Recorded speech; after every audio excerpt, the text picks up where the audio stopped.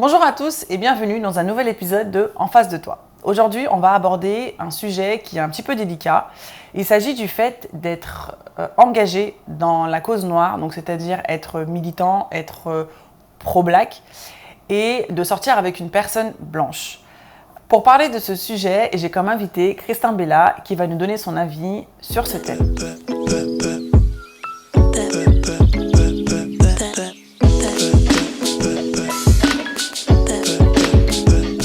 Du coup, dans ta précédente relation avec cette personne blanche, est-ce qu'il y avait des sujets tabous entre vous que vous ne pouviez pas aborder? Alors, les sujets tabous, je dirais qu'il y en avait beaucoup. Mais l'un des sujets qui revenait beaucoup, c'était, je vais commencer par la généralisation. C'était beaucoup le fait qu'elle avait voyagé et habité quelques mois dans un pays africain. Elle croyait comprendre tous les Africains. Donc, c'était beaucoup, ah non, mais... Ah ouais, t'as peur du chat parce que t'es un Africain, parce que dans tel pays où j'étais, ils aimaient pas les chats. Je disais, bah non, en fait, moi j'ai toujours eu des chats, j'étais petit, j'en avais je sais pas combien. Euh, et c'était aussi beaucoup, ça parlait beaucoup de sous-développement. Oui, mais les pays sous-développés, un truc bête, hein, regarder un truc sur Google, fallait que je lui montre la ville où j'ai grandi. Et bizarrement, on ne trouvait pas. Parce que je sais pas, tout simplement, il n'y avait pas sur Google. Elle m'avait fait une réflexion, oui, mais c'est parce que dans les pays développés, il n'y a pas Google ou je sais pas.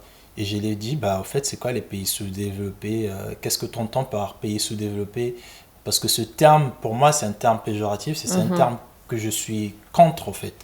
Parce que développé, d'après qui qualifie d'un pays sous-développé et développé?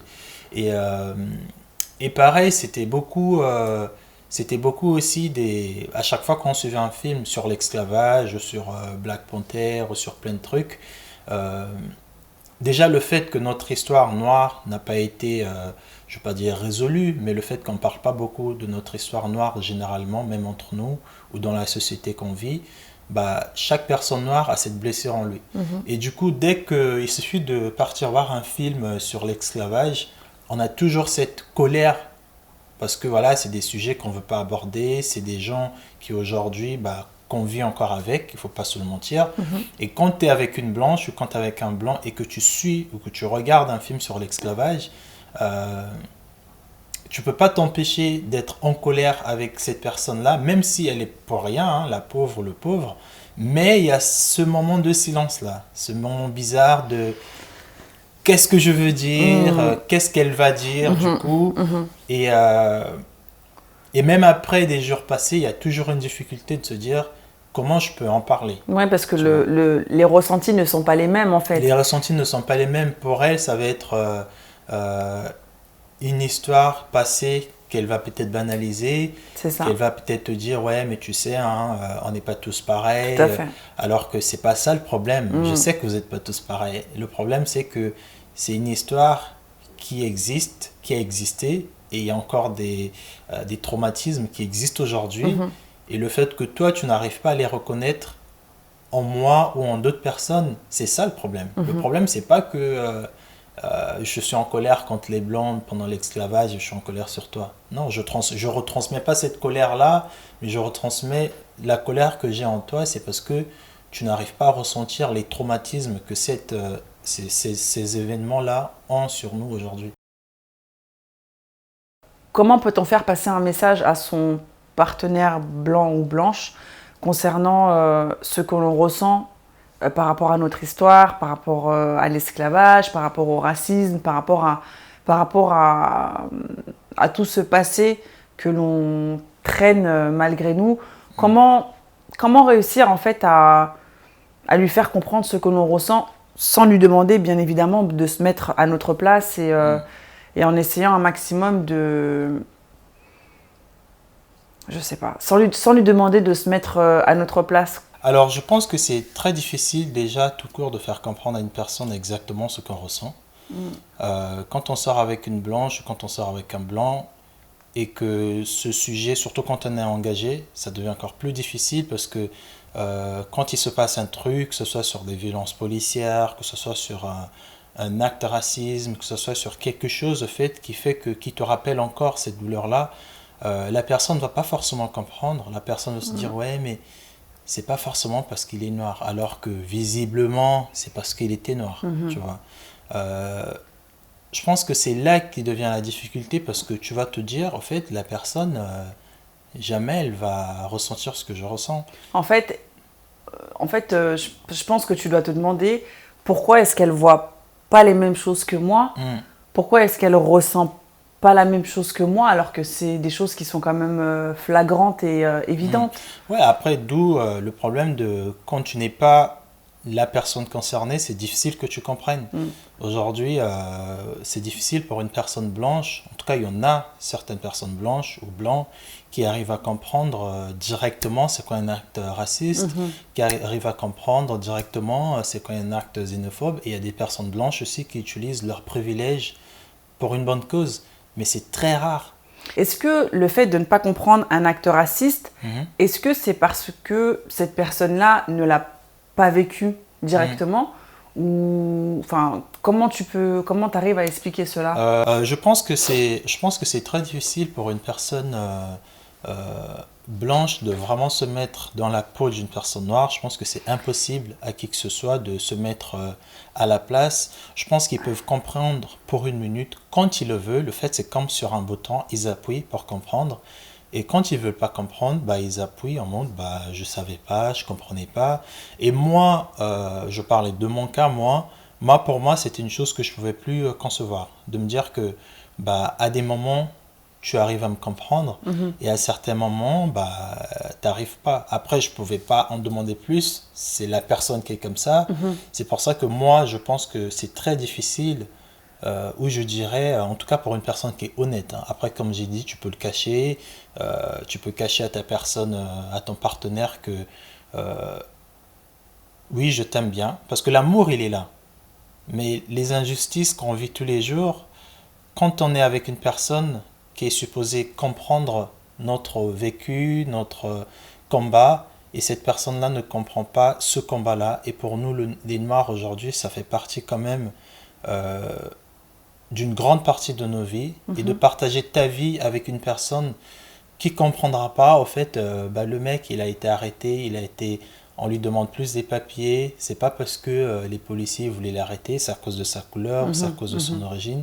Quand automatiquement, tu comprends pas c'est à cause de quoi, bah, en fait, l'amour, il va disparaître. Mais justement, moi, par rapport à ça, ma question c'est, est-ce qu'il faut obligatoirement que cette personne-là, elle se mette à ta place, en fait? Est-ce que Bah, c'est obligatoire? Même pas obligatoirement. Je pense qu'aujourd'hui, quand on tombe amoureux d'une personne, l'un des processus aussi, c'est de arriver à trouver une personne qui comprendra tes joies, tes passions, tes peines, tes douleurs, tu vois. C'est pas juste, voilà, t'es beau, je suis beau, on vit ensemble et c'est tout. Et surtout, aujourd'hui, en 2019, pour des personnes noires, c'est très important. Je dirais même, malheureusement, c'est devenu le sujet number one, en tout cas pour les personnes qui ont d'intérêt pour leur histoire. Parce qu'il y a aussi des blancs et aussi des noirs qui sont du tout concernés, qui ne se sentent pas du tout inclus dans... quand on parle de discrimination aujourd'hui, c'est pas tous les noirs qui se sentent concernés. Quand on parle de la brutalité policière, c'est pas tous les noirs qui se disent qui ressentent cette colère-là. C'est pas tout le monde. Cette catégorie des noirs-là, je pense qu'ils peuvent très bien s'en sortir avec des personnes, que ce soit blanches, asiatiques, n'importe quelle couleur, sans problème. Parce qu'ils ne sont pas dans ce combat-là. Mais pour des personnes qui sont engagées, ça serait très difficile. Parce que quand tu vis cette discrimination, quand tu regardes cette discrimination, tu as envie d'en parler à une personne proche. Et quand tu en parles avec d'autres personnes et que la personne la plus proche de toi, qui est du coup ton partenaire, ne comprend pas du tout, ou du coup, comme tu dis, ne veut pas se mettre à ta place, je pense que ça va pas tarder, la relation ne tardera pas, elle va finir par se briser, quoi, comme était la mienne. Est-ce que tu penses, c'est fort hein, ce que je vais dire, mais est-ce que tu penses qu'une personne comme toi, par exemple, donc toi, tu étais engagé quand tu étais en couple avec une personne blanche, Est-ce que le fait d'être avec une personne blanche, est-ce que c'était un peu comme une trahison par rapport à tes valeurs, par rapport à tes principes, par rapport à ce que tu défendais aux yeux de toi et aux yeux des autres? Aux yeux des autres. Le fait de sortir avec une blanche, c'était... je voyais pas ça comme une trahison pour moi. Parce que déjà pour moi, quand je choisis une personne, je regarde pas de quelle couleur elle est. Après, c'est vrai qu'aujourd'hui, j'ai beaucoup de regards sur les personnes noires.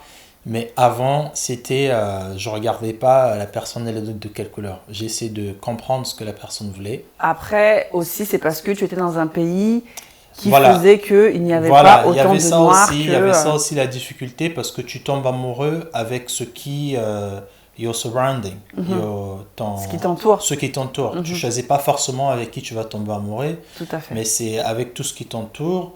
Bah voilà, au final you choose the right one. Par rapport aux gens, ce que je pense, par rapport aux gens, ce que je pensais, en fait, je m'en foutais un peu de ce que les gens pensaient. C'est important. Pour moi, je savais pourquoi j'étais avec cette personne-là. Et j'attendais pas que les gens approuvent ou désapprouvent notre relation. Après, je savais aussi qu'avec certaines personnes qui étaient vraiment 100% engagées, qui voyaient que le monde par leur sauce, il faut ça, comme ça, comme ça, c'était une trahison pour eux de me voir avec une blanche. Mais après, voilà quoi. D'accord.